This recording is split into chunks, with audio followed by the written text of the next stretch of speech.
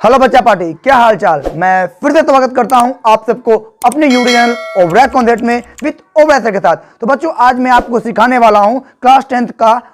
वैसे तो ये है क्लास 10th का, पर ये जानकारी सभी व्यक्तियों के लिए, सभी क्लास के छात्रों के लिए बहुत ज़्यादा इंपॉर्टेंट है। तो मैं आप लोग को आज पढ़ाने वाला हूँ, सिखाने वाला हूँ और समझाने वाला हूँ नियंत्रण और समन्वय, क्लास 10th का टॉपिक, दूसरा टॉपिक। तो चलिए बिना देरी किए हुए शुरू करते हैं आज का मजेदार टॉपिक।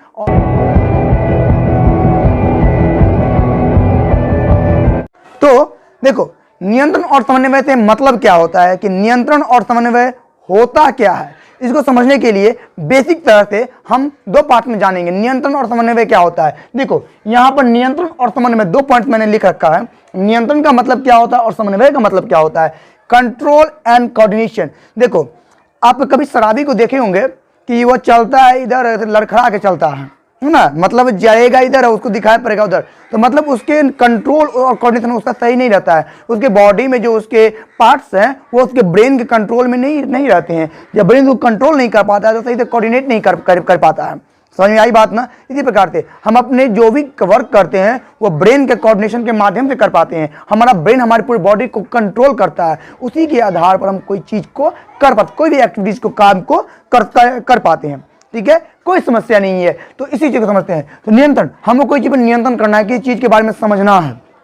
एग्जाम्पल के लिए मैं आपको देखूंगा, आप कभी देखोगे पौधा कैसे बड़ा होता है, उसमें फल कैसे पकता है, वह मोटा कैसे होता है, चौड़ा कैसे, लंबा, ये सारी चीजों को इसी टॉपिक में बात करेंगे। अब आते हैं जंतुओं में। देखो, ये नियंत्रण और समन्वय की जो टॉपिक है वो दो प्रकार में होती है, एक पौधों में होती है और एक जंतुओं में होती है। पौधों में हम समझ गए, पौधों में किस किस प्रकार से होगी, उसका ग्रोथ करना, उसका तना मोटा होना, ठीक है, फल पकना, पत्तियां हरा होना, ये सारी चीजों के बारे में कंट्रोल करेंगे हम पौधों में नियंत्रण और समन्वय। जंतु नियंत्रण समन्वय करेंगे। मान लो हमारा ब्रेन किस प्रकार से काम करता है। मान लो किसी को आप कुछ चीज बोलना चाहते हो, है ना, मान लो आपके अंदर कुछ भावना है कि हम उसके सामने ये बोल दे, लेकिन आप अंदर में झुकटा कर रह जाता है कि कहीं बोलेंगे, कहीं उसको बुरा लग गया, कहीं खराब हो गया, वो जितना हमको अभी मानता है वो उतना मान पाएगा कि नहीं मान पाएगा। ये सभी चीजों के बारे में हमारे भैया में जो खिचड़ी पकते रहता है, ठीक है, उन सब चीज के बारे में जानेंगे इसी टॉपिक में। क्या सोचते हो, क्या नहीं सोचते हो, ठीक है ना। देखो, तो पौधे में नियंत्रण और समन्वय के लिए हम लोग एक उद्दीपन करते हैं, ठीक है। व्हाट इज मीन बाय उद्दीपन? Tropism, it is known as tropism. अनुक्रिया, रिएक्शन, विभिन्न नामों से जानते हैं बाबूआ इसको। देखो, उद्दीपन जो पौधा करता है वो बेसिकली 4 पार्ट्स में करता है। कोई दिक्कत बिल्कुल नहीं। जो करता है जैसे कि प्रकाश अनुवर्तन। ये होता क्या, व्हाट इज प्रकाश अनुवर्तन? देखो, प्रकाश अनुवर्तन क्या है, इसको बोलते हैं इंग्लिश में फोटोट्रॉपिज्म। देखोगे पौधा को, तुम देखोगे एक बार कि पौधा क्या करता है, पर जहां पर उसका प्रकाश रोशनी रहेगा वो उधर ही मुड़ जाता है। एग्जाम्पल के लिए तुम एक ड्राइंग बना के समझाते हैं। तुम देखोगे क्या करना, एक बक्सा ले लो, ओके, देखो खाली बुझ जाएगा, नहीं तो नहीं बुझेगा, ठीक है। अब बक्सा लेने के बाद उसको इस प्रकार के बॉक्स में कवर कर दो, ठीक है, और इस जगह पे एक पौधा लगाओ। यहां पे एक पौधा लगाओगे तो तुम देखोगे क्या, ये पौधा जो, यहां पर तुम्हारा सन का रोशनी, एक डिब्बा को ले लो, चरकोट डिब्बा, उसके अंदर इस प्रकार का बॉक्स बना दो, यहां पर प्लांट लगाओ। तो ये पार्ट है। तो देखोगे कुछ समय बाद ये पौधा क्या होता है, जिधर देर रोशनी रहेगा ये पौधा उधर की ओर ही घूम जाएगा, ठीक है। ये प्रक्रिया तुम देख लो। तुम्हारे, मान लो तुमने कोई पौधा को छाया में लगाया है, तो वो पौधा क्या करता है, छाया होते हुए धूप की ओर मुड़ जाता है ना। ये प्रक्रिया जो है बाबू, यही कहलाता है फोटोट्रॉपिज्म। मतलब पौधे जो हैं, हरे पौधे, वह क्या करते हैं, अपना रिएक्शन करते हैं सन लाइट की तरफ, ठीक है, सूर्य प्रकाश की तरफ वो अपना रिएक्शन कर पाते हैं। यही प्रक्रिया कहलाता है फोटोट्रॉपिज्म, ठीक है। मतलब वैसी प्रक्रिया जिसमें पौधों का रोशनी की तरफ मुड़ जाने की प्रक्रिया हो, वह कहलाएगा प्रकाश अनुवर्तन, फोटोट्रॉपिज्म। समझ में आया। दूसरा है जियोट्रॉपिज्म, इन शॉर्ट गुरुत्वानुवर्तन। ये होता क्या है बउआ, तू देखेगा कि जो पौधा होता है उसका जड़ हमेशा जमीन के नीचे होता है, पौधा का ऊपर वाला भाग ऊपर में होता है, जड़ वाला भाग, तो वो जड़ जमीन के नीचे ही क्यों जाता है? यही एग्जाम्पल है, क्योंकि पौधे का जो, जैसे कि हम लोग अभी मान लो खड़े हैं तो हमारा पैर जमीन पर रिएक्ट कर रहा है और हमारा पूरा बॉडी ऊपर में स्टेबल है कि नहीं है ना, खड़ा है ना, अभी तुम तो अभी बैठा हुआ है, ठीक है। तो जैसे देख रहे हैं हम लोग कि पौधा का जड़ का जो भाग है वो जमीन पर सटा हुआ रहता है और पौधा उसी के बदौलत खड़ा रहता है ना। तो गुरुत्वाकर्षण के वजह से हम जानेंगे कि पौधा का खड़ा रहना जमीन पर ही जो प्रक्रिया है वो गुरुत्वानुवर्तन कहलाता है। गुरुत्वानुवर्तन में क्या समझ में आया?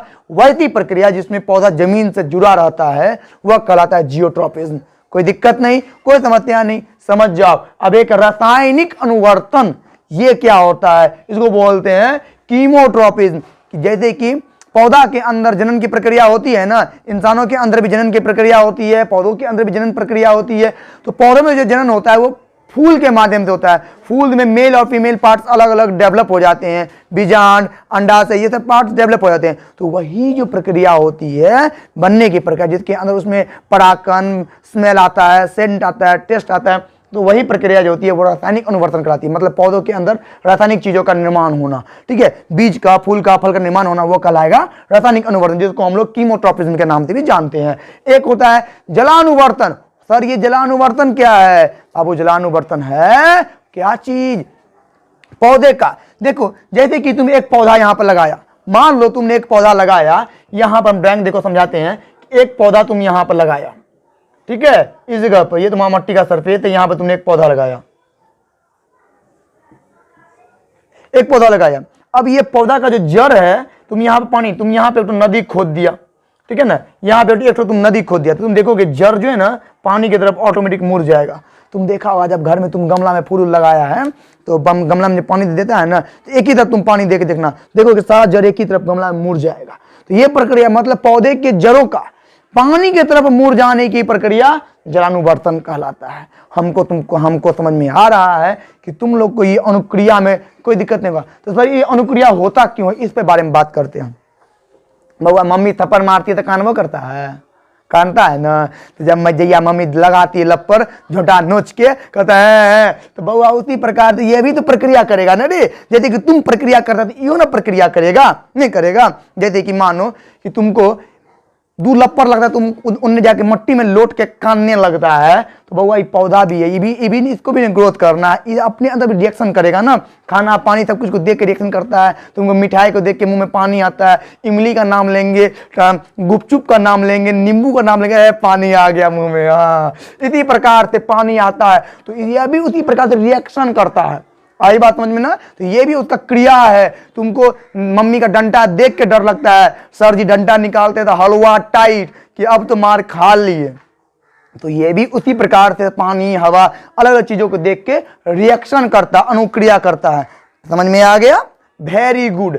अब देखो अनुक्रिया, ये तो बाबू जो था ये तो नियंत्रण था पौधों में। अब समन्वय पढ़ते हैं पौधों में। समन्वय क्या होता है? तो पौधों को नियंत्रण करने के लिए पौधों में बेसिक रूप से यहां पर 5 गो हार्मोन्स बढ़िया से फजिया के काम करता है।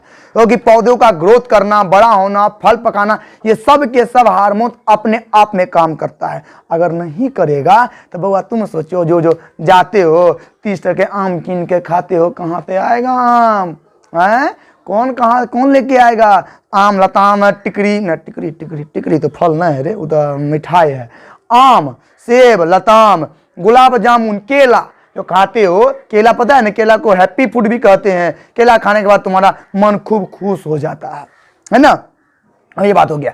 तो उसी प्रकार से कुछ हार्मोन्स है जो पौधों में एक्टिविटीज करने के लिए रिस्पॉन्सिबल होते हैं। एक पहला हार्मोन है ऑक्सीन। सर ये ऑक्सीन क्या है? ऑक्सीन वाला हार्मोन है बुआ, ये वो हार्मोन है जैसे कि पौधों को ग्रोथ करता है। बोलोगे सर पौधे को ग्रोथ कैसे करता है?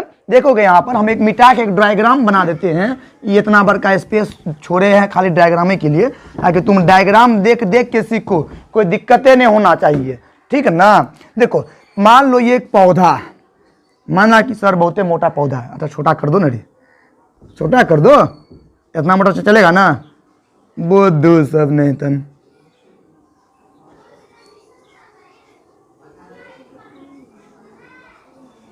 चलो मानो ये पौधा है, माना कि, मैं तो मानता है ना, तो इसमें मान लो, मानते ड्राइंग बढ़िया नहीं है, पर मान लो न रे, माना कि ये पौधा है। तुम क्या करता है? पौधा नहीं तो सर पेड़ है, अरे छोड़ न रे, पौधा का तुम यहाँ वाला भाग को काट देता है ना। तुम पौधा का ये भाग को काट दिया, लीजिए काट दिया, तो तुम देखता होगा नुन्नू बाबूलाल मोहना, इसका जो पौधा का जो भाग है ना यहाँ पर, ये जम जाता है। लेकिन इसी के बगल में एगो नन्ना मुन्ना गुलजामुन सा छोटका छोटका बउआ जन्म ले लेता है।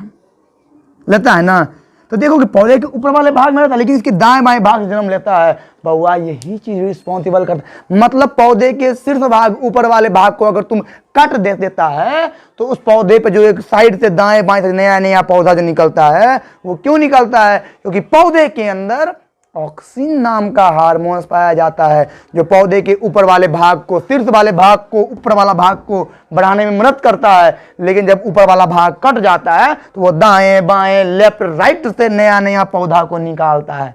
समझा मुन्ना? Very good. अच्छा मुन्नी, देख ऑक्सिन समझ में आ गया। आई थिंक तुमको लग रहा है कि ऑक्सिन समझने में तुम लोग कोई दिक्कत होगा नहीं, है ना। तो अब उसके बाद है जिबरेलिन्स। देखो यह भी ऑक्सिन की तरह वाला हार्मोन है। यह हार्मोन क्या करता है? पौधे को, यह भी ग्रोथ करता है, लेकिन पौधे के साथ साथ थोड़ा एक काम करता है फल को ग्रोथ करने में, फूल को ग्रोथ करने में। तुम देखता होगा फल इतनी बड़ा रहता है, टिकला टिकला टिकला आम के अचार, मारबो ढेपा फोड़बो कपार। तो वही टिकला जो होता है इतनी बड़ा रहता है, मंजर में निकलता है। वो टिकला का साइज बड़ा होते होते आम का कपार रूप लेता है ना बउआ, आम का रूप लेता है। तो वो जो रिस्पॉन्सिबल होता है, फूल छोटा से फूल बड़ा फूल आता है, तो उसका जो रिस्पॉन्सिबल है, उत्तरदायी है, ये जिबरेलिन हार्मोन है।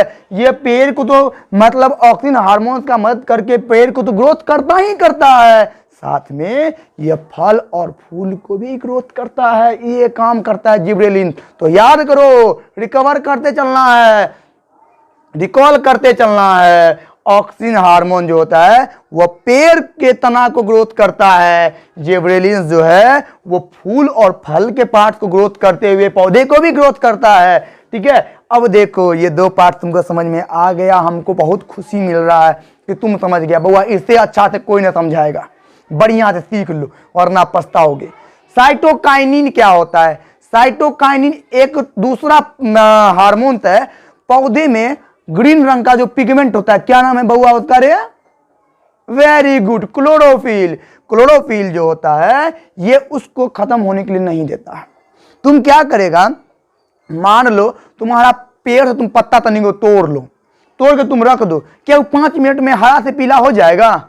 बिल्कुल नहीं, उसको टाइम लगेगा, थोड़ा सा सब्र करेगा, है ना। तो कुछ दिन के बाद वो हरा से पीला निकलेगा। तो यही करता है, तुम जब फल सब्जी खरीद के लाते हो मार्केट से, वो तुरंत खराब होता है? नहीं होता है। क्यों? क्योंकि उसके अंदर साइटोकाइनिन नाम का पादप हार्मोन्स माने कि प्लांट हार्मोन्स पाया जाता है, जो फल सब्जी या कटे हुए पेड़ को ज्यादा समय ज्यादा जल्दी खराब होने के लिए नहीं देता है, और उसके अंदर उसकी मात्रा को बरकरार करके रखता है कि लॉन्ग टाइम तक ये टिक सके। ठीक है, यही प्रक्रिया हुआ साइटोकाइनिन। तुम्हारा फल सब्जी तुम बेसी टाइम तक टिकता है तो तुम समझ जाएगा अब कि फल सब्जी बेसी टाइम, जो फल सब्जी जितना देर तक टिक रहा है, माने कि बउआ उसके अंदर साइटोकाइनिन नामक हार्मोन की मात्रा बढ़ी हुई है एवं उपस्थित है। अब है एक तो 4 नंबर का एब्सिसिक एसिड। बाबू एब्सिसिक एसिड क्या होता है? एब्सिसिक एसिड होता है नुनू रे, ये साइटोकाइनिन का जस्ट उल्टा काम करता है। कैसे काम करता है सर? बाबू ये इस प्रकार काम करता है, जो देखो एब्सिसिक एसिड जो है साइटोकाइनिन के जस्ट अपोजिट काम किया। कैसे? साइटोकाइनिन का काम क्या है? ग्रीन रंग का पिगमेंट, क्लोरोफिल या फिर क्रोमोप्लास्ट, इस सबको बढ़ा के रखना, बरकरार रखना, फल सब्जी खराब होने के लिए नहीं देना। पर एब्सिसिक एसिड इसका उल्टा काम करता है। अगर किसी पौधा पर एब्सिसिक एसिड छींट दिया जाए तो वो उसका पत्ता जो मुरझा जाएगा, सूख जाएगा, और यही रिस्पॉन्सिबल करता है पेड़ का हाइट को रोकने में, फल की हाइट को रोकने में। मान लो सर, अगर by chance for your kind information sir, अगर एब्सिसिक एसिड प्लांट में नहीं हुआ तो क्या होगा? कुछ नहीं होगा, पौधा का साइज बढ़ते चल जाएगा, बढ़ते चल जाएगा, बढ़ते चल जाएगा।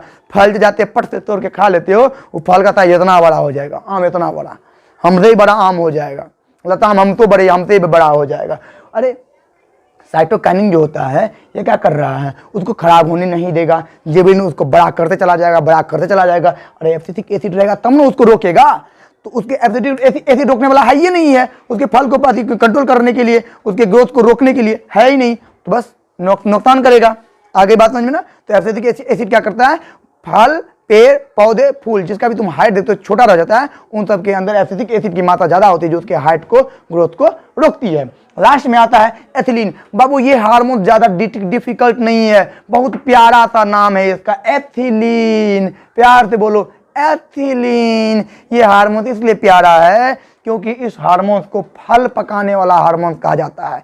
फल जो खाते हो मीठा मीठा स्वाद जो आता है ना, तो ये एथिलीन हार्मोन की वजह से आता है। ठीक है, एथिलीन हार्मोन की है जो फूल का सुगंध प्रदान करता है, फूल को, फल को स्वाद प्रदान करता है, फल को पकाता है, फूल को विकसित करता है पूर्ण रूपेण, ये एथिलीन हार्मोन होता है। ठीक है, आई थिंक मेरे समझ में आ रहा है कि पौधों में नियंत्रण और समन्वय की प्रक्रिया जो है आप अच्छे से समझ गए होंगे। कोई दिक्कत रह गया होगा तो कमेंट करना।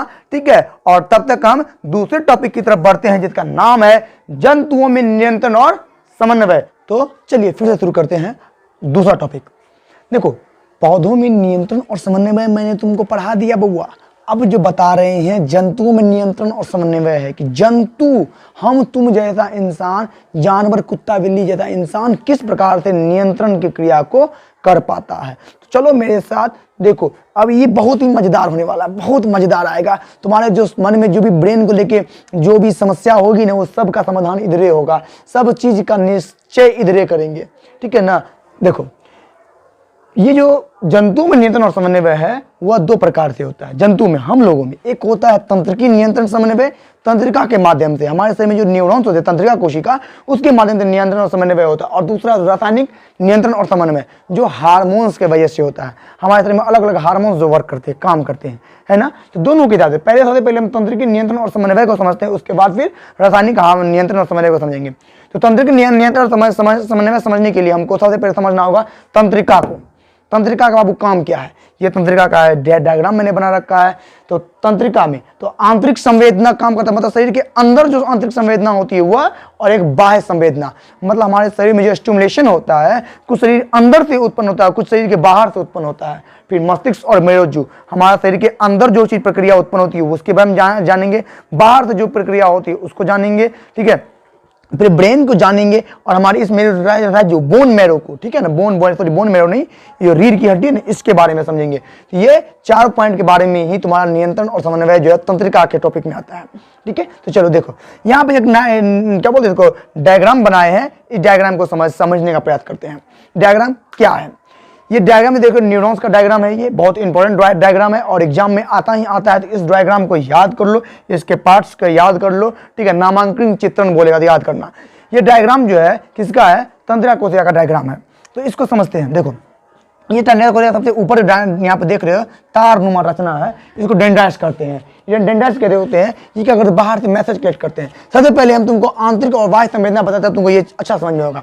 आंतरिक संवेदना क्या होता है, तुमको तुम्हारे शरीर से भूख लगता है, प्यास लगता है, पेट दर्द, माथा दर्द, कपार दर्द करता है ना, तो ये न्यूरॉन्स के वजह से तुम्हारे शरीर के जो अंदर न्यूरॉन्स है वो तुम्हारे ब्रेन तक मैसेज भेजते हैं। ठीक है ना, मैसेज, ये पॉइंट को याद रखना, मैसेज भेजते हैं कि भूख लगा है, पेट लगा है, पेट आऊं आऊं गुर गुर गुर गुर विभिन्न प्रकार के क्रियाकलाप को करने लगता है। पेट दर्द, सर दुखने, तुम्हारा दिमाग दर्द का, तुम बैठ जाता है चुपचाप, उबासी खांसी लेने लगता है। तो ये सब प्रक्रिया जो तुम्हारे अंदर से होती है उसको आंतरिक संवेदना बोलते हैं। तुम्हारा मैसेज को, जो भी शरीर में जिस भी अंग में दर्द हो रहा है उस सारे अंग के दर्द को ब्रेन तक पहुंचाने का काम करता है। समझा बुआ। अब है बाह्य संवेदना, तुमको ठंडा लगता है, गर्मी लगता है, कोई तुमको टंगड़ी के नीचे में छुएगा तुमको पता चल जाता है, तुम इधर घुमा हुआ है, कोई तुमको पीछे से हल्का हल्का ऐसे किया तुमको पता चलेगा कोई पीछे छू रहा है। ये चीज जो है बाह्य संवेदना है। देखो उसी चीज को, तो ये जो मैसेज जो तुम देख रहे हो, डेंड्राइट्स देख रहे हो, डेंड्राइट्स क्या करता है, वही मैसेज, भूख लगने का जो मैसेज है ना उसको कलेक्ट करता है, जमा किया, और वो कहाँ भेजता है, यहाँ पर बबुआ ये भेजता है साइटोन तक। ये जो पार्ट देख रहे हो, ये वाला पार्ट, गोल वाला पार्ट, यहाँ जो चौकर पार्ट है, इसको साइटोन बोलते हैं। ये साइटोन में भेजता है, साइटोन से कहाँ जाता है, वो केंद्रक में जाता है, केंद्रक उस इंफॉर्मेशन को अपने पास रखता है। ठीक है, अब देखो ये उसके बाद यहाँ रखने के बाद वो क्या करता है, इसको आगे एक्सॉन के माध्यम से, जो पार्ट देख रहे हो बीच वाला पार्ट देखो बूंदा बूंदे बना हुआ है, इसको एक्सॉन बोलते हैं। एक्सॉन के माध्यम से ये आगे बढ़ता है, और ये जो बूंदा बूंदा है इसको वो जीव द्रव भी कह सकते हैं। ये जीव द्रव का पार्ट्स है, अंग है। ठीक है, उसके बाद आता है ये जो इसमें जो इन्फॉर्मेशन, देखो इन्फॉर्मेशन कलेक्ट किया कौन, डेंड्राइट्स किया, वो भेजा कहाँ पर, यहाँ पर एक्सॉन में भेजा, सही साइटोन में भेजा, साइटोन से वो इन्फॉर्मेशन क्या हुआ, एक्सॉन में पहुंचा, एक्सॉन से वो इन्फॉर्मेशन अब आगे पहुंचाएगा ना जी, आगे पहुंचाने के लिए कुछ होगा ना, तो वही है। इन्फॉर्मेशन जब आगे पहुंच रहा है तो एक्सॉन क्या करता है, वही इन्फॉर्मेशन को पूरा लेके आगे भेजता है। तो इन्फॉर्मेशन के क्रम में वो इन्फॉर्मेशन टूट नहीं जाए। जैसे कि तुम्हें बिजली का तार होता है, तो बिजली का तार अंदर से बाहर से प्लास्टिक का कवर लगा हुआ रहता है ना, कि टूट न जाए, खराब न हो जाए बिजली का तार। उसी प्रकार से बुआ बिजली के तार को खराब होने से बचाने के लिए उसके ऊपर प्लास्टिक का परत लगा रहता है। तो ये इन्फॉर्मेशन जो इधर से जा रहा है उसको प्रोटेक्ट करने के लिए यहाँ पर मेडुलरी माइलिन शीट और स्वान कोशिका, ये दोनों कोशिका दो परत बना कर रखता है, ताकि ये जो इनका इन्फॉर्मेशन है वो खराब नहीं हो जाए। तो इन्फॉर्मेशन रहेगा भूख लगने का लोग पानी पी लेगा, इन्फॉर्मेशन रहेगा आंख दर्द का लोग टंगड़ी दर्द का दवाई खा लेगा। इन्फॉर्मेशन खराब हो जाएगा, तो इसलिए इन्फॉर्मेशन का सही जाना बहुत जरूरी है। इसके लिए स्वान कोशिका और मेडुलरी माइलिन शीट ये काम करता है। रेनवियर नोड्स क्या होता है, तो बाबू रेनवियर नोड होता है, ये इन्फॉर्मेशन को समय समय पर चेक करते रहता है कि इन्फॉर्मेशन सही जगह जा रहा है। ये जो पार्ट्स होता है इसके बीच में जगह होता है, तो रेनवियर नोड्स बोलते हैं, कि हमारे न्यूरॉन तक हमारे शरीर में कितना तेजी से पहुंचता है कि नहीं पहुंचता है। वो याद रखना, न्यूरॉन जो है ना हमारे शरीर में लगभग 23 वाट समझता है। 100 वाट का बल्ब नहीं आता है मार्केट में, 100 वाट का बल्ब आता है ना, उसी भी हिसाब से तो ये 23 वाट में आता है। 23 वाट इतना बिजली दिमाग में करंट उत्पन्न करता है प्रति सेकंड, ठीक है ना, प्रति सेकंड। और हमारे शरीर में जो न्यूरॉन्स की संख्या होती है वो लगभग 100 खरब कोशिका, 100 खरब न्यूरॉन्स कोशिका होती है हमारे शरीर में, जो लगभग 23 वाट, याद रखना बाबू, 23 वाट बिजली उत्पन्न करती है 100 खरब तंत्रिका कोशिका, ठीक है ना। तो ये इसी प्रकार से स्पीड में जो इन्फॉर्मेशन जो घूमता है उसी में बिजली उत्पन्न होता है। इसमें इन्फॉर्मेशन का तेजी में आना, और जो उसी में वो चेक कर लेता है जा रहा है कि नहीं जा रहा है, वो इन्फॉर्मेशन पहुंचता है एक्सॉन बल्ब में। एक्सॉन बल्ब उसको जमा करके सूत्रयुग्म में गांठ के माध्यम से दूसरे में भेज देता है, दूसरे कोशिका में, ठीक है। तो दूसरे कौन सा कोशिका आएगा, तो यही तंत्रिका कोशिका आएगा। आप बोलोगे सर जहाँ पर तंत्रिका कोशिका नहीं होगा तो बहुआ वैसे तो शरीर के 99.99% हिस्सा में तंत्रिका कोशिका है, पर कहीं कहीं हिस्सा में तंत्रिका कोशिका नहीं काम कर पाता है, तो वहां पर एसिटाइकोलिन नामक हार्मोन तैयार होता है इस तंत्रिका के लिए, उस इंफॉर्मेशन को वहां पहुंचाने के लिए, ठीक है। तो ये हार्मोन जो है एसिटाइकोलिन, ठीक है, ये हार्मोन उसको इन्फॉर्मेशन देने का काम करता है कि बउआ देखो यहाँ से जो ब्रेन का इन्फॉर्मेशन है वो वहां तक नहीं पहुंच पाते, बीच का जो भाग में न्यूरॉन्स नहीं है उस जगह पर वो पहुंचेगा इस हार्मोन की वजह से। कोई दिक्कत नहीं, वेरी गुड। चलिए, तो ये तो आपको क्लियर हो गया किस प्रकार से मैसेज हमारे ब्रेन में घूमता है। हमारा ब्रेन शरीर में ये लगभग 23 वाट का बिजली उत्पन्न करता है, ठीक है। तो हमारे शरीर में कितने लगभग न्यूरॉन्स होते हैं, लगभग 100 खरब न्यूरॉन्स होते हैं।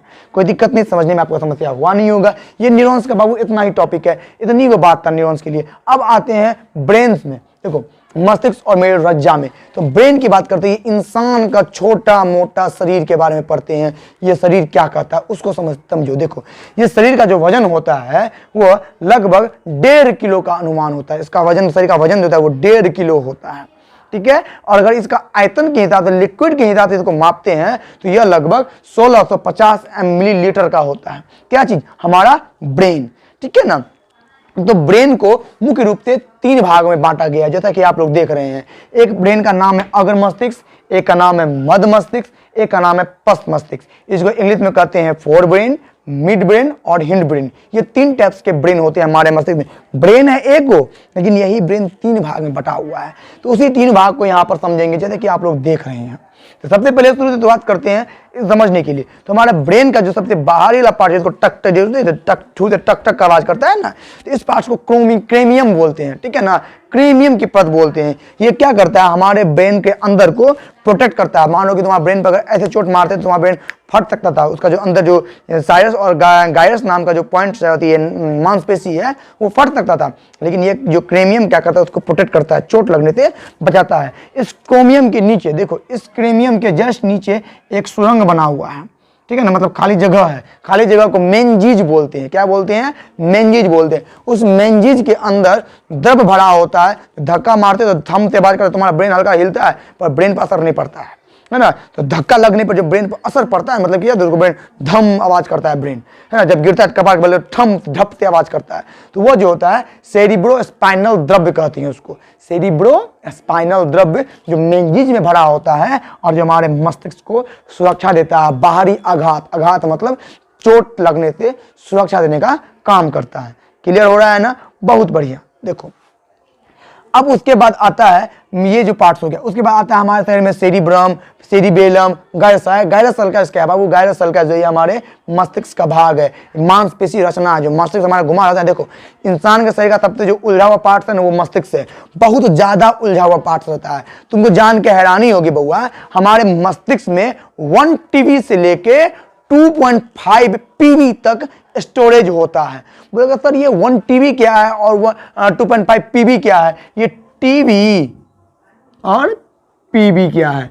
टीबी को बोलते हैं टेराबाइट। जैसे कि तुमको मोबाइल में जीबी भी पता होगा ना, MB GB, तो वही होता है। देखो 1024 KB मिलता है तब जाके बनता है 1 MB। वेरी गुड, पता है तुमको। अब उसके बाद 1024 MB मेगाबाइट केनाबाइट मेगाबाइट, ठीक है, MB मिलता है तब जाके बनता है 1 GB। 1024 GB मिलता है तो बनता है 1 TB। अब 1024 TB मिलता है तब जाके बनता है 1 PB, पेटाबाइट, ठीक है, पेटाबाइट। तो वैसा 1024 पेटाबाइट में लगभग 2.5 PB इंसान के शरीर में, ब्रेन में स्टोरेज होता है। पर बउआ तुम अपने ब्रेन का लगभग जान के हैरानी समझो कि मात्र 512 MB ही उपयोग कर पाता है पूरा जीवन काल में एक मनुष्य, मात्र 512। तो तुम सोचो तुम्हारे ब्रेन में कितना याद करने की क्षमता, और तुम बोलता है सर याद नहीं होता है, याद नहीं होता है। कितना क्षमता है तुम्हारे ब्रेन में, ठीक है ना? तुम्हारे ब्रेन की जो क्षमता है वह कितना 2.5 PB तक है, पेटाबाइट तक है, लेकिन तुम उपयोग कितना करता है? मात्र 512 MB उपयोग करता है। कितना कम करता है? कहाँ पेटाबाइट की बात कर रहे हैं, कहाँ MB है, तुम खुद देख लो, ठीक है ना? यहाँ समझने में कोई दिक्कत तो हुआ नहीं। अब देखो अग्र मस्तिष्क का जो होता है वह मुख्य रूप से 2 भाग होता है, एक होता है सेरिब्रम और एक होता है डाइएन्सेफलॉन, ठीक है। एक कौन हुआ बुआ? सेरिब्रम हुआ, और एक हुआ डाइएन्सेफलॉन। सेरिब्रम क्या करता है? सेरिब्रम जो हमारे मस्तिष्क का अग्र मस्तिष्क का आगे वाला मस्तिष्क का भाग, बाबू याद रखना, आगे वाला मस्तिष्क जो होता है सबसे बड़ा मस्तिष्क होता है। ये शरीर का लगभग 3/4 एरिया को कवर करके रखता है, मतलब आधा से ज्यादा एरिया यही कवर रखता है, और बाकी जो 1% एरिया बचता है, 4 एरिया मान तो 4 भाग में बांटते हैं, तो 3 एरिया सेरिब्रम का होता है, तो मतलब अग्र मस्तिष्क का होता है। और अग्र मस्तिष्क में 2 को पाया जाता है, कौन कौन? सेरिब्रम और डाइएन्सेफलॉन, ठीक है। तो इसका 3/4, तो बाकी एक पार्ट्स में बाकी सारा मध्य मस्तिष्क और पश्च मस्तिष्क होता है। सोचो बाकी पूरा अकेला भाग में ये होता है, तो काम भी इसका तगड़ा है ना। अब देखो मजा तो अब आने वाला है, बच्चा कुर्सी की पेटी को रगड़ लो। अग्र मस्तिष्क का जो भाग होता है 2 भाग में, एक होता है सेरिब्रम और एक होता है डाइएन्सेफलॉन। सेरिब्रम क्या करता है? तुम किसी चीज को सोचता है, याद करता है, किसी से नफरत करता है, गुस्सा करता है, घृणा करता है, दया करता है, प्रेम करता है। किसी को देख के प्रेम होता है ना, किसी का शकल देख के प्रेम होता है, किसी का पैसा देख के प्रेम होता है, कोनो चीज कुछ भी होता है ना बउआ, अंदर में जो गुलगुली मचता है, गुलगुली चलता है, वही होता है जो सारा का सारा काम करता है सेरिब्रम का। तुमको किसी चीज से डर लगता है कभी कभी, ठीक है ना, तुमको खुशी मिलता है किसी चीज को देख के, किसी को देखे खुशी मिलता है, बढ़िया बढ़िया सपना आता है, तो उस सब का सब काम करता है सेरिब्रम। कोई खूबसूरत लड़की को देख के तुम्हारे मन में सपना आ गया, तुम सोचने लगता है, खुश हो जाता है। तो इस सब जो तुम्हारे मन में जो नया एक उमंग उत्पन्न होता है, वो सब उमंग जो होता है बउआ सेरिब्रम उत्पन्न करता है। दूसरा है डाइएन्सेफलॉन। डाइएन्सेफलॉन बाबू 2 चीज करता है, तुमको दर्द देता है। तुमको किसी चीज चोट लगने पर दर्द होता है ना, तो तुम दर्द जो होता है तुमको और जो तुम रोता है, यह दोनों काम जो तुमको करवाता है वो तुम्हारे अग्र मस्तिष्क का डाइएन्सेफलॉन वाला पार्ट्स करवाता है। तुमको दर्द होता है और तुम रोने लगता है, तुमको खुशी मिलता है, प्यार मिलता है, गम मिलता है, दुख मिलता है, दर्द मिलता है। ये सारे की सभी चीज जो होती है दर्द को छोड़कर जितनी भी चीज बातें हैं, जैसे कि सोचना, याद करना, प्रेरणा, भय, प्रेम, घृणा, भय, खुशी, ये सब चीज जो तुमको मिलती है वो मिलती है सेरिब्रम। अब खुशी मतलब वो खुशी नहीं रे बउआ, लड़की खुशी नहीं, खुशी मतलब उत्साह, अंदर से उत्साह मिलता है, वो सब सेरिब्रम वाला पार्ट होता है। अब होता है मध्य मस्तिष्क। बाबू मध्य मस्तिष्क जो होता है ना, एक ही चीज के लिए रिस्पॉन्सिबल होता है, हमारा आंख का जो पलक झपकना, तुम इसको रोक नहीं सकता है, तो ये जो कंट्रोल करता है, पलक को झपकेबे करेगा, ये काम करता है तुम्हारा मध्य मस्तिष्क। तुम्हारे पलक को नियंत्रण झपकाते रहना, बस इसका एक ही काम है मध्य मस्तिष्क का। तो छोटा काम था, इस पे तो छोटे नहीं मिलेगा, इसलिए तो इसको काम छोटा है तो भाई छोटा मिला। क्या मिला तो काम छोटा में बाबा, तो काम मिला छोटा में, क्या चीज? सिर्फ पलक को झपकाना। अब आता है पश्च मस्तिष्क। पश्च मस्तिष्क का थोड़ा बहुत काम है, पस मस्तिष्क को भी बाबू दो भाग में बांटा गया है, एक है सेरिबेलम, एक है मस्तिष्क स्टेम। सेरिबेलम क्या है बाबू? सेरिबेलम जो होता है ये क्या करता है, हमको रिस्पॉन्सिबल करता है कि हम कोई काम को कैसे कर पाते हैं, ठीक है ना, हमको उद्दीपन करता है, किसी के प्रति अग्रसर करता है। मानो तुमको किसी को, कोई लड़की को देख के तुमको अंदर खुशी मिला, या कोई लड़का को देख के तुमको तुम्हारे अंदर उत्साह हुआ, तुम्हारे अंदर कुछ क्या बोलते हैं, बेटा मन में लड्डू फूटा, वो वाला कुछ फूटा, तुम चाहता है कि हम उसको कुछ बोले, हम अंदर से। या तुम चलो लड़का लड़की बात को हटाते हैं, तुम कोनो बात को तुम ले लो, तुम किसी चीज को देख के तुम वो चीज करना चाहता है पर अपने आप को रोक लेता है। मानो तुमको हम ही से कोई सवाल पूछना है कि सर ये सवाल नहीं समझ आया, लेकिन तुम अपने आप को रोक ले, कहीं क्या पता सर क्या बोलेंगे, ये क्या करेंगे, वो क्या, तुम मन में खिचड़ी पकाने लगा, मन में उत्पन्न करने लगा, ये वो दिस डेट फलाना फलाना खिचड़ी बनाया, बिरयानी बनाया, जिसका सेंट हमको तक पहुंच गया, वो सब सेंट जो तैयार करता है तो ये तुम्हारा सेरिबेलम वाला भाग करता है। तुमको कोई काम करते करते रोक देगा, तुम कोई काम करने के लिए तैयार है कि हाँ ये काम हम करेंगे, पर तुमको रोक देगा, लोग नहीं करना है। ये सब काम जो तुमको करवाता है, ये बॉडी में जो रोकने का क्षमता होता है, तुमको भी फील किया होगा कि तुमको कुछ कर रहा पर तुमको रोक लेता है, नहीं करने देता है, तो ये सेरिबेलम देता है। ठीक है, अब सेरिबेलम का एक और पार्ट्स बताते हैं, सेरिबेलम में कितना ताकत है। देखो सेरिबेलम क्या करता है बुआ, जब तुम कोई चीज करता है, जैसे कि तुम सोया हुआ है, ठीक है ना, और तुमको कोई बगल में देख रहा है, तुम्हारा नींद टूट जाएगा, तुम उसको देखने लगे, यार ये हमको देख रहा है। तुम कभी फील किया होगा, तुम कभी आगे घुमा हुआ है और पीछे से कोई तुमको देख रहा है बार बार, तुमको भी ना पता चला, तुम्हारा मुंडी ऐसे घूम जाएगा उसके तरफ, और ये सब प्रक्रिया तुमको जो होता है ये सेरिबेलम का, तुम्हारा टावर ब्रेन से जो ना, जैसे कि मोबाइल से टावर होता है, ठीक है, जैसे कि तुम्हारा नेट टावर से पकड़ रहा है, उसी प्रकार से ये सारा जो टावर काम करता है वहां पर, तुम ब्रेन से भी टावर निकलता है। समझ में आया बात ना? और सारा इंफॉर्मेशन को वो कलेक्ट कर लेता है, टच करता है, टावर एक दूसरे पे टच मैच करता है। एक कहावत नहीं है, कहावत मतलब साइकोलॉजी फैक्ट समझो, अगर तुमको किसी की याद सबसे ज्यादा आ रही है तो उस टाइम वो तुमको भी याद करता है, ऐसा साइकोलॉजिकल बात है, ठीक है ना, कि तुम अगर किसी को याद कर रहे हो वो तुमको भी याद कर रहा है, तो कैसे काम करता है, तो इसी का टावर, सेरिबेलम का टावर और उसके सेरिबेलम का टावर आपस में मैच कर रहा है, समझा? तुम कोई काम करा करते करते तुमको अचानक उसका याद आ गया, मतलब तुम अभी खेल रहे तुमको किसी का याद आ गया, तो ये जो अचानक क्रिया हुआ किसी का याद आ गया, तो इंपॉर्टेंट है कि वो तुमको भी याद कर रहा है। आया बात ना? तो ऐसा हो सकता है, ऐसा होता भी है, ये साइकोलॉजी के अनुसार है, ठीक है ना। चलिए अब बात आता है पश्च मस्तिष्क समझा दिए, सेरिबेलम। अब देखो सेरिबेलम जो हो गया समझा दिए, मस्तिष्क स्टेम। मस्तिष्क स्टेम का 2 पार्ट्स है। मस्तिष्क में 2 पार्ट्स कौन है? एक होता है पोंस वेरोलाई। सर पोंस वेरोलाई क्या काम करता है? तुम सांस लेता है ना, तुमको जिंदा रहने के लिए सांस लेना है ना, तुमको पता भी नहीं चलता, तुम सांस लेते रहता है जिंदगी भर, लेता है ना, तुमको पता भी नहीं चलता है। तो ये काम जो करता है तुम्हारे मस्तिष्क का, पश्च मस्तिष्क का, मस्तिष्क स्टेम का पोंस वेरोलाई नामक जो पॉइंट्स है वो काम करता है। देखो ना पोंस वेरोलाई यहाँ पे है ना, कहाँ पे? यहाँ पे होता है, ब्रेन के बीच में होता है, यहाँ पर गुद्दी के पास पोंस वेरोलाई नाम का हार्मोन होता है, ये तत्व होता है, ठीक है ना, ये मतलब तत्व कहते हैं, भाग होता है पोंस वेरोलाई, ये काम करवाता है। उसके बाद आता है मेडुला ऑब्लांगेटा। मेडुला ऑब्लांगेटा ये क्या काम करता है बाबा? ये इंपॉर्टेंट काम करता है। ये तुम खांसते हो, छींकते हो, उल्टी करते हो, तुम्हारा हृदय धक धक करता है, तुम्हारा रक्तचाप होता है, ब्लड बॉडी में जो खून है ना इधर ट्रांसफर होता है, ठीक है, तुम्हारा श्वसन, तुम सांस लेने लगता है, ये सब काम जो होता है बउआ ये मेडुला ऑब्लांगेटा करता है। याद रखना, अब स्क्रीनशॉट दे रहे लेने के लिए ले लो और अभ्यास का नोट्स बना लो, याद कर लो। क्वेश्चन नहीं आता तो नोट कमेंट करो कि सर क्वेश्चन समझाइए हमको, हम बिल्कुल समझाएंगे, टेंशन क्यों कर रहा है, फिक्र नहीं करना। तो सब देख लिया, सेरिबेलम का काम समझा दिए, मस्तिष्क स्टेम का काम समझा दिए, मस्तिष्क स्टेम के 2 पार्ट्स पोंस वेरोलाई और मेडुला ऑब्लांगेटा, ये 2 पार्ट्स को समझा दिए। पोंस वेरोलाई का सिर्फ सांस लेने के बारे में सोचता है कि सांस लेना है, हमको सांस लेना है, पर मेडुला ऑब्लांगेटा क्या करता है? मेडुला ऑब्लांगेटा वैसे काम नहीं करता है। मेडुला ऑब्लांगेटा क्या करता है? तुम खांसते हो, छींकते हो, उल्टी करते हो, हृदय का धड़कता है, तुम्हारा रक्तचाप, तुम्हारा ब्लड सर्कुलेशन होता है, तुम्हारे बॉडी में खाना पचता है, ये सारा का सारा काम जो कौन करवाता है? ये मेडुला ऑब्लांगेटा करवाता है, ठीक है। तो आई होप तुमको ये सारा का सारा इंफॉर्मेशन अच्छा लगा होगा, ये मस्त लगा होगा। अब हम दूसरे टॉपिक की तरफ बढ़ते हैं, जो है जंतु में नियंत्रण और समन्वय का थोड़ा सा आगे का पार्ट्स। तंत्रिकीय नियंत्रण और समन्वय तो हम जान लिए, अब रासायनिक नियंत्रण और समन्वय जानेंगे, जिसमें हार्मोन्स कैसे कैसे काम करता है और बॉडी के अंदर किस प्रकार से नियंत्रण करता है, अंदर स्रावी ग्रंथि क्या होती है, उन सब के बारे में समझेंगे, ठीक है। तो चलो आगे बढ़ते हैं झटाक से, उसके बारे में भी समझ ही लेते हैं अभी। हाँ, तो फिर से देखो, अभी तक हम लोगों ने पढ़ लिया है नियंत्रण और समन्वय के दोनों पार्ट्स, पौधों में नियंत्रण और समन्वय, जंतु में नियंत्रण और समन्वय पढ़ रहे हैं।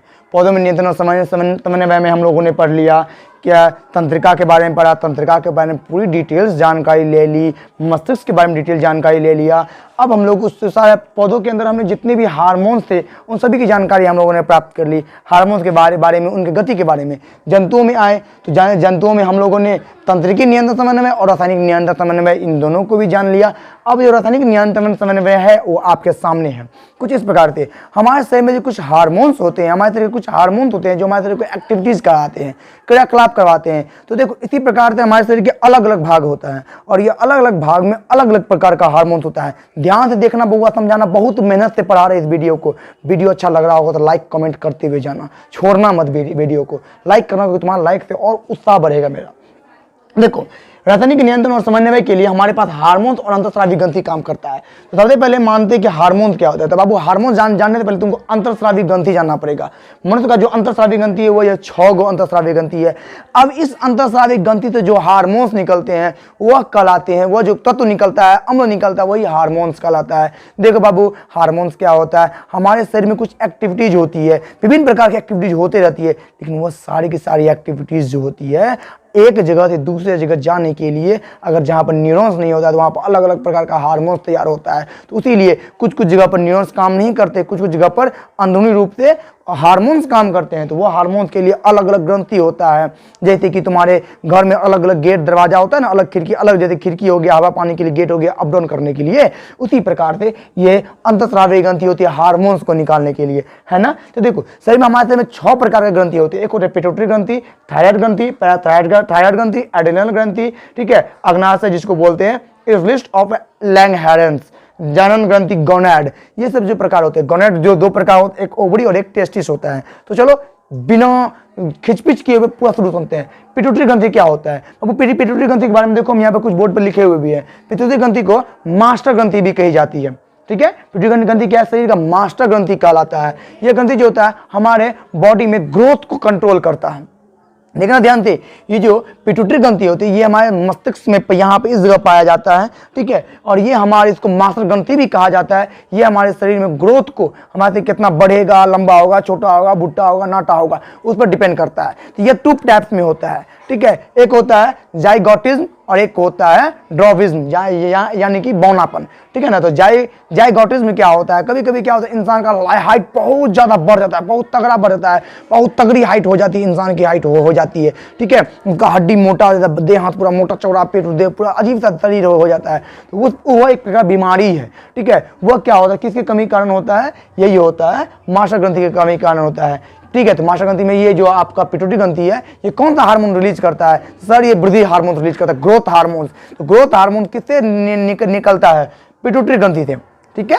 तो ये क्या करता है हमारे बॉडी पे हाइट वेट पर डिपेंड करता है। तो अगर किसी का हाइट बहुत तगड़ा लंबा हो जाएगा तो उसके अंदर जो है वो जाइगोटिज्म नामक बीमारी हो जाती है, और जिसका हाइट बहुत छोटा रहता है, बौना जिसको बोलते हैं, बानवट बोलते हैं, उसको बौनापन बीमारी हो जाती है। सेकंड निकल के आता है थायराइड ग्रंथि। थायराइड ग्रंथि बाबू कहाँ होता है, थायराइड ग्रंथि हमारे गले में होता है, ठीक है। थायराइड ग्रंथि जो होता है इससे निकलने वाले हार्मोन जो है उस हार्मोन का नाम है थायरॉक्सिन हार्मोन। ये हमारे शरीर को यह भी ग्रोथ करता है, पर शरीर में अलग अलग भाग ग्रोथ करने का काम करता है। वो मास्टर ग्रंथि सभी काम करता है और थायराइड ग्रंथि पिट्यूटरी ग्रंथि के साथ मिलकर काम करता है। ये खासकर हमारे हड्डियों को मजबूत बनाता है, हड्डियों का विकास करता है, हमारे बालों को विकास करता है। कौन सा हार्मोन, थायरॉक्सिन हार्मोन। ये निकलता कहाँ से है, थायराइड से। ये होता कहाँ, गला में होता है।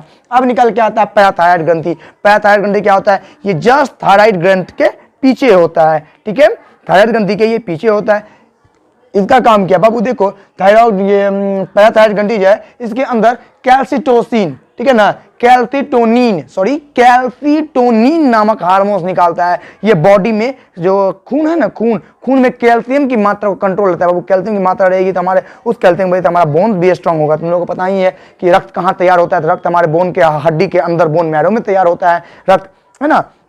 तो ये कैल्सिटोनिन नामक हार्मोन तैयार करता है। कौन कैल्सिटोनिन नामक हार्मोन निकालता है, तो पैराथायराइड ग्रंथि जो है कैल्सिटोनिन नामक हार्मोन निकालता है, जिससे हमारे रक्त में क्या बोलते हैं, कैल्शियम की मात्रा बनी रहती है। Very good. अब आता है नेक्स्ट ग्रंथि है एड्रेनल ग्रंथि। एड्रेनल ग्रंथि को सुपीरिनल ग्रंथि भी कहते हैं। यह जो होता है एल्डोस्टेरोन, ठीक है, एल्डोस्टेरोन, ये जो एड्रिनल ग्रंथि है ये एल्डोस्टेरोन नामक हार्मोन रिलीज करता है। इस हार्मोन की वजह से इसमें ये दो भाग में बट जाता है।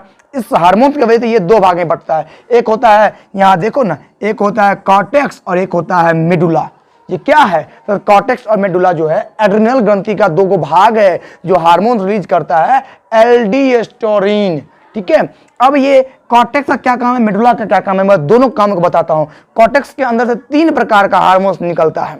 ठीक है, एक होता है ग्लूटोकॉर्टिकॉइड्स, एक होता है मिनरलोकॉर्टिकॉइड्स, एक होता है लिंग हार्मोन्स। ये 3 हार्मोन का नाम यहां पर देखो लिखा गया है, ग्लूकोकॉर्टिकॉइड्स, मिनरलोकॉर्टिकॉइड्स और लिंग हार्मोन।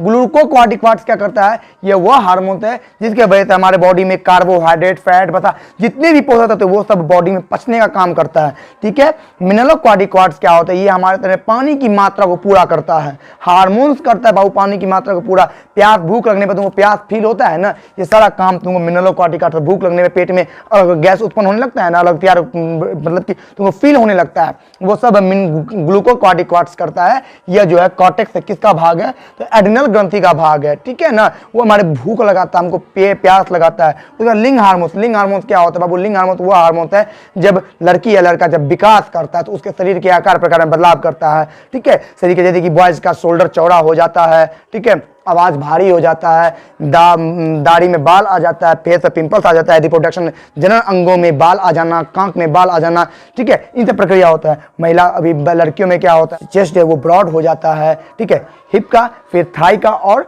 पैर का, ये दोनों का हड्डी मोटा हो जाता है, इसलिए वो चौड़ा हो जाता है। ठीक है, उसका आवाज, गला का लिरिक्स जो होता है ये अंदर चला जाता है, फेस को चिकना कर देता है। ये सब काम कार्यक्रम करता है। ये कौन हार्मोन करता है आगे पढ़ेंगे, लेकिन वहां पर करता है। आई बात समझ में ना, तो वो लिंग हार्मोन की वजह से, ये लिंग हार्मोन सेक्रेट करता है। तो लिंग हार्मोन की वजह से हम आगे जानेंगे इसके डिटेल्स में। उसके बाद आता है मेडुला। मेडुला भी 2 टाइप्स में, एपिनेफ्रिन और नॉर एपिनेफ्रिन, ये 2 टाइप्स के हार्मोन्स निकालता है। सर ये एपिनेफ्रिन क्या है, अब वो एपिनेफ्रिन वो हार्मोन है जिसके वजह से हमको डर लगता है, हम तनाव में आ जाते हैं, गुस्सा में आ जाते हैं, कोई चीज के लिए उत्साहित हो जाते हैं, कोई चीज को देख खुद मतलब पूरा करिए के रहेंगे, वो काम करने लगते हैं, मतलब अंदर से पूरा उत्साह हो जाता है, एकदम करने का मन कर जाता है पूरा। तो ठीक है, तो वो काम होता है एपिनेफ्रिन नामक हार्मोन का। ये उत्पन्न कहां होता है, मेडुला से। मेडुला किसका भाग है सर, मेडुला एड्रिनल ग्रंथि का भाग है। Okay, nor epinephrine, nor epinephrine जो होता है हमारे हृदय में संकुचनशीलता करता है। मतलब जब तुम तनाव, गुस्सा, फ्रेश में आता है, तुम क्या करता है, तुम्हारे अंदर कुछ ना कुछ खिचड़ी पकने लगता है। खिचड़ी पकने लगता है ना, तो उसी क्रम में तुम करते क्या हो, तुम अपने अंदर तुम्हारा फेस जो होता है वो लाल, पीला, हरा, गुलाबी हो जाता है। अंदर से तुम्हारा जब तुमको कुछ बॉडी में घटना नहीं लगती, तुम्हारा शर्म के मारे लाल होने लगता है, तुम्हारा अंदर से तुम्हारा हार्ट बीट बढ़ जाता है, फेस गुस्सा, तो मतलब बॉडी में रिएक्शन होता है ना, तो तुम्हारा हृदय तेजी धक धक धक धक धक धक करने लगता है, बॉडी में रक्तचाप बढ़ने लगता है। ये सब प्रक्रिया जो होती है ये नॉर एपिनेफ्रिन नामक हार्मोन की मदद से होता है। अब सेकेंड आता है अग्नाशय ग्रंथियां। बाबू अग्नाशय ग्रंथियां जो होता है ये हमारे शरीर में एक हार्मोन रिलीज करता है जिसका नाम है इंसुलिन हार्मोन। ये इंसुलिन नामक हार्मोन रिलीज करता है हमारे शरीर में। और अब देखो हमारे शरीर में जब इंसुलिन नामक हार्मोन रिलीज करता है तो इंसुलिन क्या होता है बाबू, इंसुलिन जो होता है हमारे भोजन में, ठीक है, ग्लूकोज की मात्रा को संतुलित करके रखता है, जिससे हमारा भोजन जो है वो अच्छा से पच पाता है। ठीक है, अगर बॉडी में इंसुलिन नहीं हो पाएगा, बॉडी में रिलैक्स, इसको रिलैक्सिन हार्मोन कहते हैं। ये जो अग्नाशय जो निकलता है इंसुलिन हार्मोन, इसको रिलैक्सिन हार्मोन भी कहा जाता है। ये बॉडी को रिलैक्स करता है, बॉडी को दर्द, थकाव, तनाव से दूर करता है, कोई समस्या नहीं होती है ये हार्मोन। ठीक है, ये हार्मोन की वजह से होता है। जब इंसुलिन हार्मोन क्या करता है, बॉडी में चीनी की मात्रा, शर्करा की मात्रा को मेंटेन रखता है। अगर चीनी की मात्रा घट जाती है बॉडी में तो बॉडी में मधुमेह, डायबिटीज नामक बीमारी होता है। जैसे थायराइड ग्रंथि की कमी की वजह से घेगा रोग हो जाता है ना, थायरॉक्सिन हार्मोन कम निकलते हैं तो घेगा रोग हो जाता है कि बॉडी को मेंटेन करने के लिए। ठीक है, उसी प्रकार से यहाँ पर इंसुलिन हार्मोन रिलीज होता है। यहाँ तक समझने में कोई दिक्कत नहीं, उम्मीद है मजा आ रहा होगा। टॉपिक को समझते चलना बाबू, बहुत मजेदार टॉपिक है ये, 10th का बहुत मजेदार टॉपिक है। उसके बाद लास्ट आता है जनन ग्रंथि, जिसको गोनेड भी कहते हैं। ये गोनेड 2 टाइप्स में होती है, एक ओवरी होती है, एक टेस्टिस होती है। ओवरी अंडाशय, टेस्टिस मतलब विषण होता है। अंडाशय जो होता है ये 2 टाइप्स के हार्मोन है, तो ये हार्मोन एक ही निकालता है जिसका नाम है ऑस्ट्रोजन। ऑस्ट्रोजन हार्मोन क्या करता है, महिलाओं का, लड़कियों का फेस चिकना कर देता है। ठीक है, बाल बड़े कर देता है, बाल काले कर देता है, इतना फेस चिकना सुंदर सुंदर लगता था कि देखने में लोग अट्रैक्ट हो जाता है। समझा आया, ये उसी हार्मोन की वजह से होता है। ठीक है, तो ये हो गया एस्ट्रोजन हार्मोन, शरीर के आकार प्रकार में बदलाव करना लड़कियों में, ये सब हार्मोन जो होता है ये अग्नाशय, अंडाशय के वजह से, अंडाशय के अंदर जो हार्मोन निकलता है उस हार्मोन की वजह से होता है। ठीक है, जैसे कि अभी मैंने बताया है हिप, हिप का साइज बड़ा हो जाना, थाई का साइज बड़ा हो जाना, लेग का साइज बड़ा, ये सब जो हार्मोन्स होता है, ठीक है, ये सारा हार्मोन्स एस्ट्रोजन हार्मोन्स के वजह से होता है, उसकी तुलना करना। अब वृषण जो होता है उसके अंदर से एंड्रोजन हार्मोन्स निकलता है, ठीक है। एंड्रोजन बहुत प्रकार के हार्मोन होते हैं, उसमें से एक सबसे महत्वपूर्ण हार्मोन जो है, एंड्रोजन हार्मोन सबसे महत्वपूर्ण हार्मोन जो है वो टेस्टोस्टेरोन होता है। टेस्टोस्टेरोन से पुरुषों का आवाज भारी होता है, गला के पास यहाँ पर बन जाता है, लिरिक्स बाहर निकलता है, ठीक है, और फिर वो उसका आवाज बहुत तगड़ा भारी लगने लगता है, उसके जनन अंगों में बाल आने लगता है, दाढ़ी से बाल आने लगता है। तो ये सब हार्मोन जो डिपेंड करता है वृषण का, ये बात करता है टेस्टोस्टेरोन का, ठीक है ना। तो उम्मीद है यह टॉपिक आपको क्लियर हुआ होगा। अगला टॉपिक हम जनन का पढ़ने वाले हैं, बहुत मजेदार टॉपिक है, वो टॉपिक इसी सारे पॉइंट से रिलेटेड रहेगा। अगर यह वीडियो अगर आपको अच्छा लगा तो इस वीडियो को अपने दोस्त रिश्तेदार के साथ शेयर करें। वीडियो अगर मजा आ रहा होगा तो लाइक करें, कमेंट करें, सब्सक्राइब करें। कोई भी समस्या आ रही हो तो नीचे कमेंट करें और आप क्वेश्चन का पूछ सकते हैं, हम आपको क्वेश्चन का जवाब देंगे। तब तक के लिए धन्यवाद। जय हिंद, नमस्कार।